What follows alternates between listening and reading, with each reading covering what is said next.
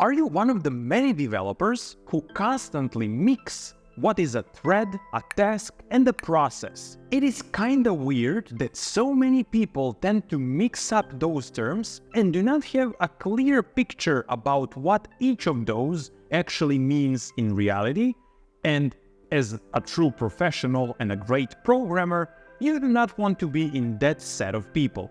But luckily, you are here, and this video is all you will ever need to have a crystal clear image about each of these terms, what it represents, and how it works. So, let's find out how to deal with all of those.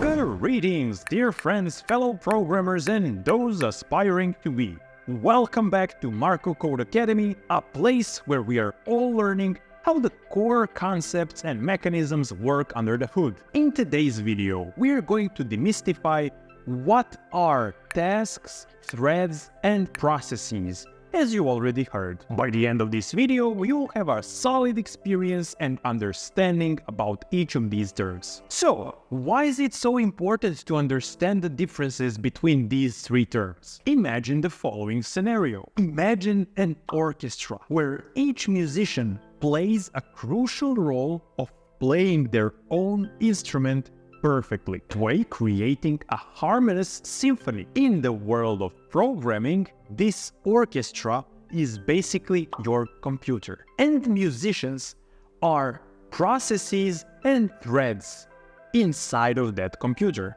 And when it comes to tasks, well, those you will hear about a bit later. Just like in an orchestra where each musician follows the lead of the conductor, it is exactly the same with tasks, threads, and processes who are all working in harmony and listening to commands from the CPU. But we still do not know what each of these concepts represents and how they interact with each other while we are doing some action.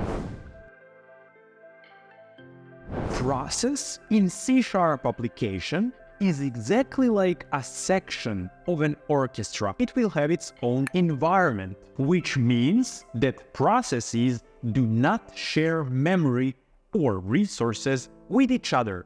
Each process has its own assigned memory and resources at its disposal. These processes are managed by the operating system, which assigns memory and resources to each process based on the needs of the process, and operating system also makes sure that each process receives exactly the amount of CPU power that it needs in order to execute properly, which again is exactly the same like situation in the orchestra.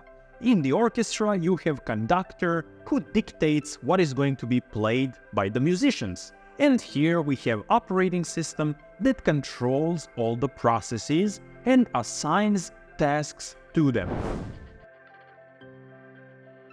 Within each process, we will have a set of musicians. As we said, process is a section of an orchestra, meaning that it will contain multiple musicians inside of it. It is the same with process and threads. Each process has multiple threads inside of it, and all of those threads share processes, resources. So, process has its own set of resources that are being shared across all the threads that are a part of that process. This fact means that threads share the memory space of a same process, allowing them to communicate quicker because they do not have to use different parts of memory and to be able to address them and find them, but they are using the same piece of memory to manage all the tasks that they need to handle. But on the flip side, this introduces chances of having conflicts, because multiple threads can be manipulating the same memory location. Of course, in a single-threaded process, there is only a single thread. And basically that means that only a single action can be handled at a given moment. But in today's day and age, we have multiple threads in most processes that we have ever encountered. That is because modern applications usually require multitasking, and the only way to be able to handle multiple things at the same time is to have multiple threads at your disposal. Multithreading allows process to handle multiple actions or tasks at the same time. This is like having multiple musicians in our section of the orchestra that are playing different parts, different notes that are going to, in the end, make way more pleasant musical experience for the listeners, even though those musicians are playing different notes. Nowadays, in C#, you have the syntax and you are using it to create and use multiple threads in your application. But with great power comes great responsibility. You are working with more complex mechanisms than when you would be using a single thread, which introduces a lot of chances for something to go bad in the process. I'm talking about things like race conditions, inconsistent states, and of course, in order to be able to manage and allow us to manage and have explicit control over these problems, C# introduces concepts like mutexes, locks, and semaphores. Each of these is a mechanism that is supposed to allow us to control what is happening with our threads and prevent different threads to write data into same memory locations, or to prevent each other from accessing the same memory locations.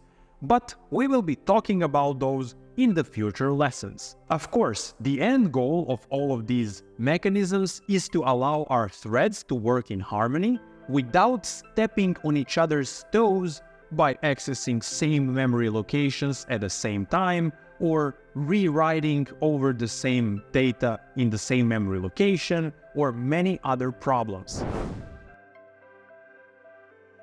Tasks in C# are like sheet music that each musician follows. They basically represent the work that needs to be performed by our threads inside of a process. But unlike threads, tasks have higher level of abstraction over them, making them more easy to navigate and organize and work with. So when we think about it, basically, threads are workers who do the work, and tasks are the actual work that needs to be performed. So the task class allows us to schedule this work that needs to be done to be executed asynchronously when the resources are available to do it, without having to manage resources manually, of course. And this fact makes tasks more powerful than ever because they allow us to execute multiple tasks in parallel in our applications. So how this works is basically when we create a new task,